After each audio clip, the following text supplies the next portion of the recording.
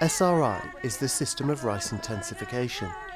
an agroecological rice-growing methodology that is now used by over 10 million farmers in 60 countries. Described as a major game-changer in the fight for global food security, SRI is pro-poor and pro-women. The EU-funded Sri-Lmb programme is working in the lower Mekong Basin, encouraging the adoption of SRI in Laos, Thailand, Cambodia and Vietnam. It's collecting data and research from 12,000 participating farmers in over 405 field experiments with the aim of scaling up SRI activities in the future. Rice is a staple food for the 185 million inhabitants here, over half of whom rely on agriculture for their living. Of those, many are food insecure, but the potential for Sri-Lmb to benefit rice growers is significant, particularly for women as they form the majority of the workforce. The programme headquarters is in the Asian Institute of Technology, AIT, near Bangkok, Thailand. We come up with this idea to have some kind of regional project that talks about SRI, where we can have systematic documentations of the actions implemented and the result achieved, so that science should not left behind in this whole process. SRI requires less seed, less water, and aims to reduce dependence on chemicals, while enhancing organic matter in the soil. According to the UN's Food and Agriculture Organization, or FAO, it is climate smart, and as such has been proven to produce higher yields while remaining resilient to the stresses produced by climate change. And it requires less water, which also reduces greenhouse gas emissions.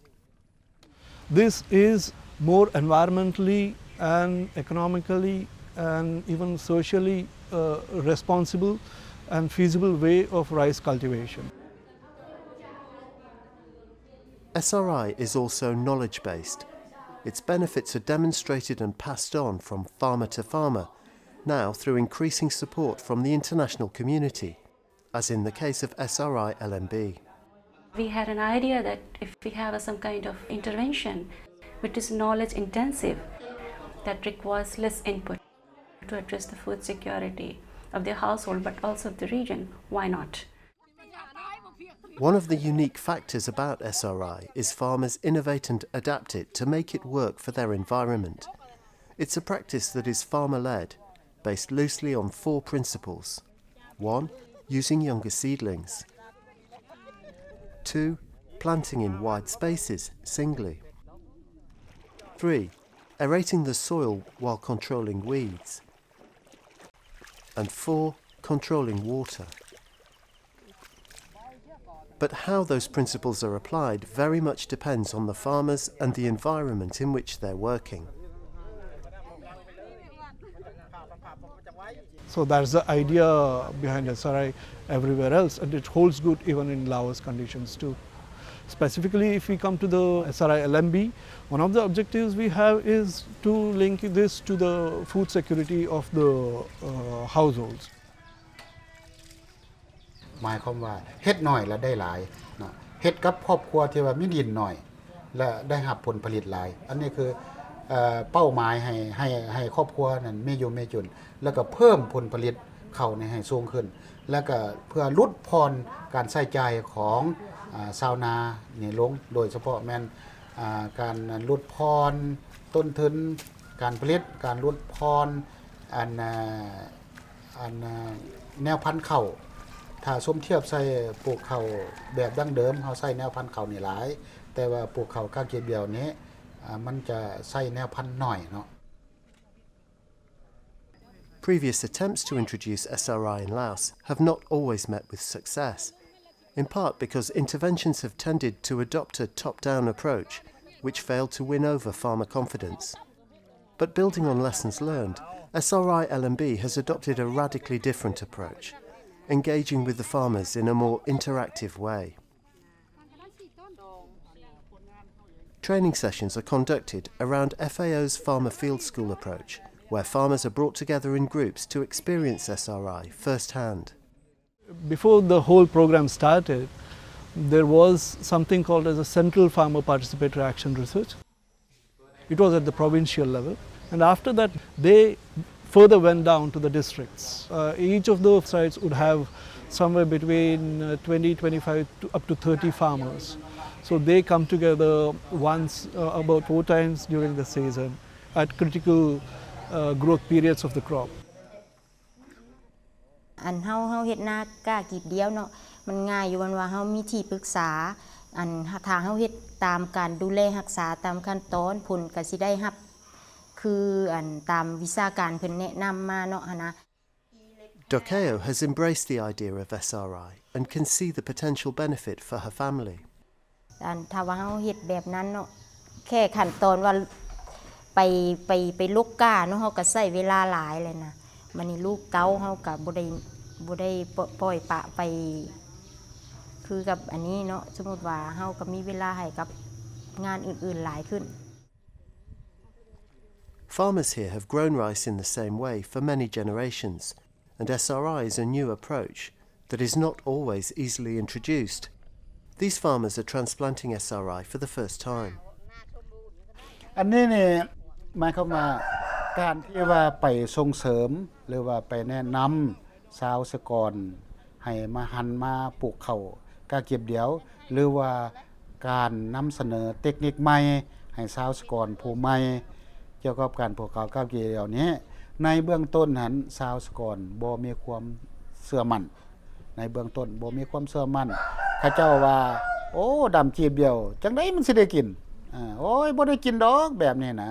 ชาวสกรเขาเจ้าว่าแนวนั้นและเขาเจ้าบ่เชื่อแต่ว่าเฮาก็บ่ได้เฮ็ดทั้งหมดเนาะเฮาต้องว่าเฮ็ดเพื่อเป็นบ่อนศึกษาของเฮาเองก่อนเนาะแล้วก็เฮ็ดสมเทียบกันแม่นี่เนาะถ้าว่าอันแล้วก็เพราะว่ามันก็มีจุดอ่อนแล้วเฮาสิดูแลรักษาแนวใดเพื่อว่าจะผันขยายต่อไปเนาะว่าสิเอาเลือกเอาตัวนี้หั่นน่ะหรือว่าเฮาก็ต้องข่าวว่ามีวิธีอื่นเฮาก็ต้องเลือก Well, I think the catchphrase is seeing is believing. We both come together, farmers as well as outsiders, and nobody has got the whole complete picture. We may know some bits of the crop, but actual cultivation, the farmer is a master. For example, I was there transplanting, and I just hope that those 3 lines come out, you know.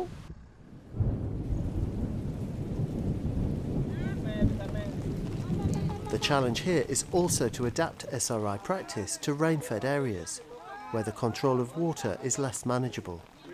In this particular case, we are trying to figure out which of the practices that are classified under system of rice intensification, which of them actually work in a particular area and which of them do not. Much of the country's lowland rice areas have little irrigation available, which means that these farmers must adapt SRI to their own local situation. We are always concerned about site specificity. We want to try out something on a small area and we want to do it together with the farmers. Against preset objectives, we want to learn what's happening with actual data collection. And at the end of the season, we all sit and discuss about what works, what doesn't work. So we are interested to see the pattern of response from farmers, especially in terms of adaptation of SRI practices. So this is the research component. Similarly, we have a policy and advocacy component, and that is taken care by Oxfam America. Kanika Keo works with Oxfam and is policy advisor to the Sri-Lmb program. We aim to influence the policymaker as well, why SRI is important and why SRI and women should become one of the top agenda. Last year, based on the report we received from all 4 countries,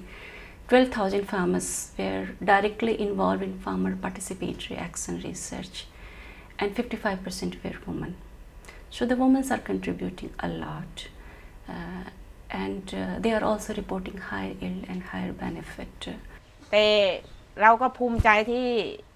ผลผลิตออกมาแล้วมันก็ดีใจอ่ะคือผลผลิตมันดี ข้าวมันก็แตกกอดีอะไรดีอย่างเงี้ยเราก็ภูมิใจเจ็บตรงนี้หน่อยก็อย่างน้อยก็ได้ผลผลิตมาพอใจอ่ะ In the SRI-LMB programme area, average SRI paddy yields are now 4.7 tonnes per hectare, which is 66% more than the regional average. Farmers' profits have almost doubled, and these gains were achieved with 50% higher water productivity and 66% higher labour productivity.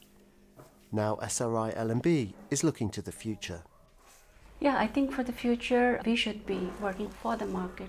and this smallholder, they can have opportunity to enter into market and make more profitable business, not only just to address the household concern but also the national interest. So this is what we are aiming as a part of next intervention.